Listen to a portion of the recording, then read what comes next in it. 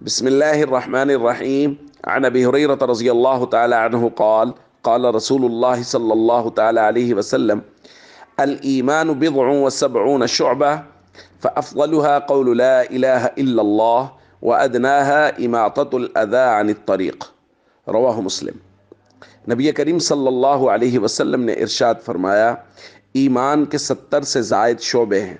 سب سے افضل لا الہ الا اللہ کا اقرار ہے، اور سب سے چھوٹا کسی اذیت اور تکلیف دینے والی چیز کو راستے سے ہٹانا ہے۔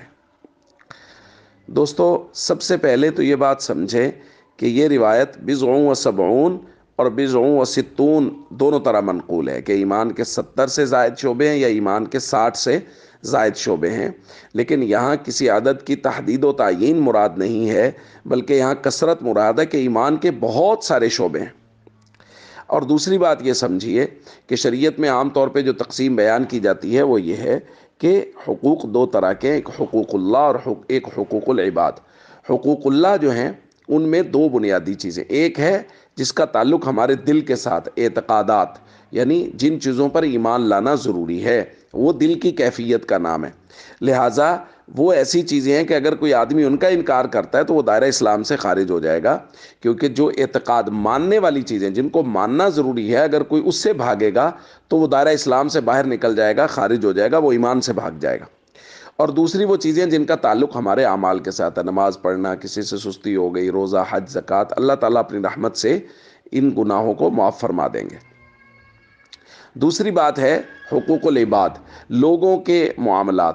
اس میں سب سے کم درجہ یہ ہے کہ لوگوں کو ہماری طرف سے تکلیف نہیں پہنچے۔ اعلیٰ درجہ کیا ہے؟ اعلیٰ درجہ یہ ہے کہ ہماری طرف سے لوگوں کو نفع پہنچے۔ خیر الناس من ينفع الناس، لوگوں میں سے بہتر وہ ہے جو لوگوں کو سب سے زیادہ نفع پہنچائے۔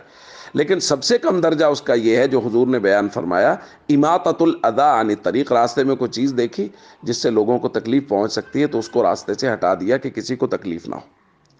تو اس حدیث کی روشنی میں ہمیں یہ بات سمجھ لینی چاہیے کہ جب ہم آگے روایات کو مزید ایمان کے بارے میں پڑھیں گے تو بہت جگہ ہمیں آئے گا لا یؤمن، وہ شخص مومن نہیں ہے، تو بسا اوقات لا یؤمن سے مراد ہوگا سرے سے ایمان ہے ہی نہیں، جب اس کا تعلق اعتقاد کے ساتھ ہوگا، اور بسا اوقات لا یؤمن کا تعلق ہمارے اعمال کے ساتھ ہوگا، تو اس وقت لا یؤمن کا مطلب ہوگا کامل ایمان نہیں ہے، مضبوط ایمان نہیں ہے، ویسے مسلمان تو ہے لیکن مضبوط ایمان نہیں ہے۔